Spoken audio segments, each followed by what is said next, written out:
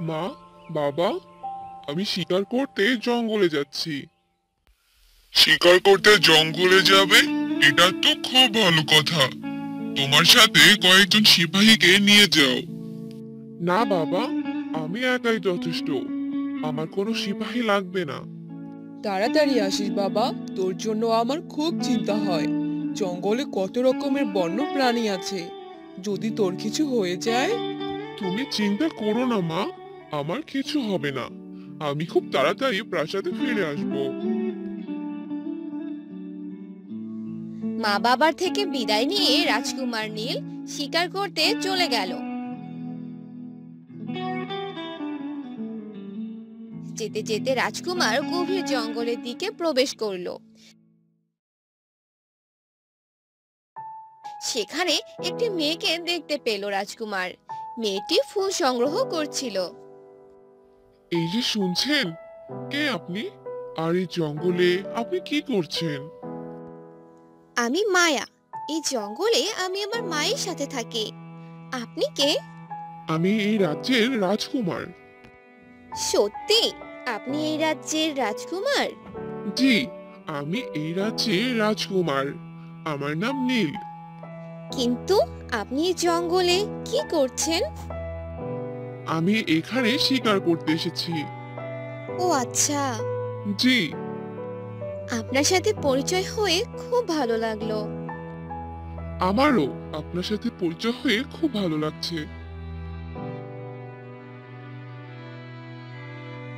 এরপর মায়া বিদায় নিয়ে চলে গেল।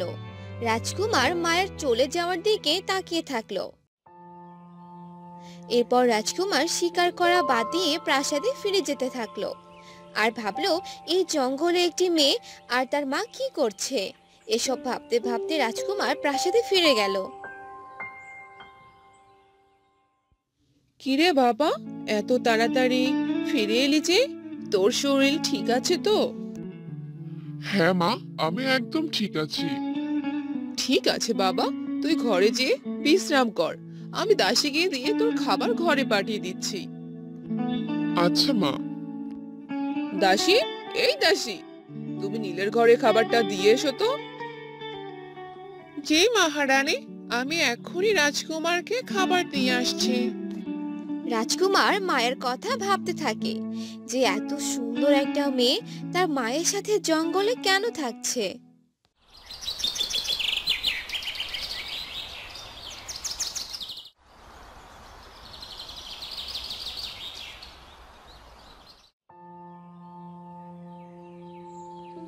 পরের দিন সকালবেলা রাজকুমার আবার সেই জঙ্গলে গেল মায়ার খোঁজে।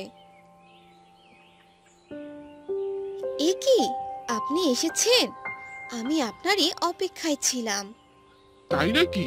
সত্যি তুমি আমার অপেক্ষায় ছিলে? জি, আসলে আমার বাহিরের দুনিয়া সম্পর্কে কোনো ধারণা নেই। আপনি কি আমাকে এই বিষয়ে কোনো ধারণা দিতে পারবেন? হ্যাঁ, অবশ্যই। আমি পরের বার আসার সময় তোমার জন্য কিছু বই নিয়ে আসবো। ধন্যবাদ আপনাকে।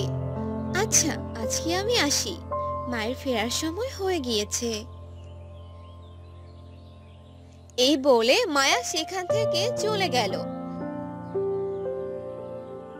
রাজকুমারও তার ঘোড়া নিয়ে জঙ্গল থেকে প্রাসাদে ফিরে গেল। এভাবেই কিছুদিন চলে গেল।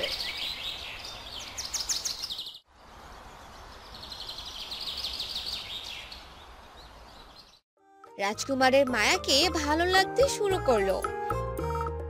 এরপর রাজকুমার তার মনের কথা বলার জন্য জঙ্গলে গেল। মায়া সেখানে আগে থেকে রাজকুমারের জন্য অপেক্ষা করছিল। মায়া, তোমাকে আমার কিছু বলার আছে। জি রাজকুমার, বলুন। আসলে তোমাকে আমার খুব ভালো লাগে। আমি তোমাকে বিয়ে করতে চাই। আমারও আপনাকে ভীষণ ভালো লাগে, কিন্তু আমি আমার মায়ের অনুমতি না নিয়ে আপনাকে বিয়ে করতে পারবো না। ঠিক আছে, চলো আমরা তোমার মায়ের অনুমতি নেই। এরপর তারা মায়ের অনুমতি নিতে মায়াদের বাসায় গেল। মায়ের মা ছিল এক দুষ্টু তান্ত্রিক। তিনি মায়াকে ছোট থেকে বড় করেছেন তার স্বার্থের জন্য। তিনি মায়াকে তার নিজের শক্তির জন্য বলি দিতে চায়। মায়া ও রাজকুমার তাদের বাড়িতে পৌঁছালো। আমি এই রাজ্যের রাজকুমার। আমার মায়াকে অনেক ভালো লাগে। আমি মায়াকে বিয়ে করতে চাই। না, এ কি করে হয়? আমি মায়াকে এখন বিয়ে দিতে পারবো না। কিন্তু কেন? আমি মায়াকে বিয়ে করে অনেক সুখে রাখবো। তা না হয় বুঝলাম, কিন্তু আমার একটি শর্ত আছে। কি শর্ত? এই জঙ্গলের গহীনে একটি মায়াবী বনফুল আছে। ওই বনফুলটি এনে দিতে হবে আমাকে, তাহলেই আমি মায়ের সাথে তোমার বিয়ে দিব। ঠিক আছে, আমি এনে দেব সেই মায়াবী বনফুল। এরপর রাজকুমার বেরিয়ে পড়লো সেই মায়াবী বনফুলের উদ্দেশ্যে। যেতে যেতে ভাবলো, কোথায় পাবো আমি এই মায়াবী বনফুল?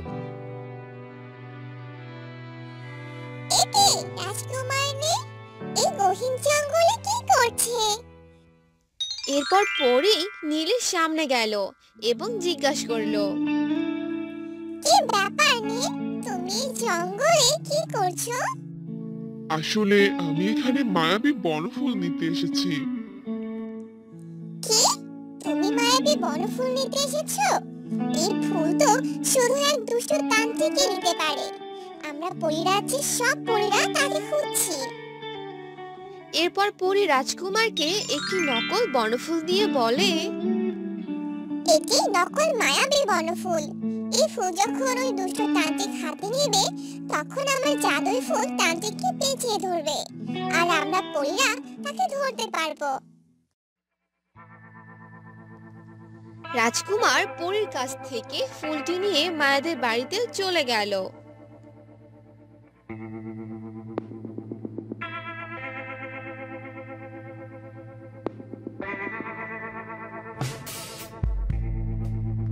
তুমি মায়াবী বনফুল নিয়ে এসেছো?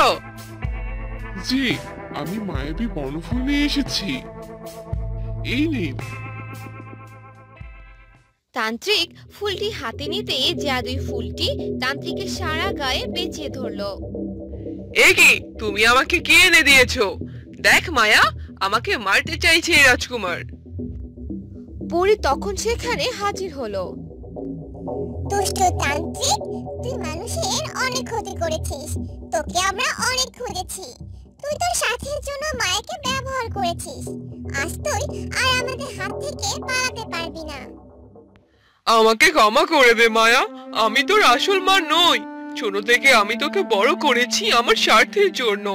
আমি তোকে বলি দিয়ে অনেক শক্তি অর্জন করতে চেয়েছি। পরি তান্ত্রিককে নিয়ে পরি রাজ্যে চলে গেল। রাজকুমার মায়াকে নিয়ে তার প্রাসাদে ফিরে গেল, আর রানীর মায়াকে ভীষণ পছন্দ হলো। তারপর রাজকুমার আর মায়ার ধুমধাম করে বিয়ে দিল। এরপর থেকে তারা সুখে শান্তিতে বসবাস করতে লাগলো।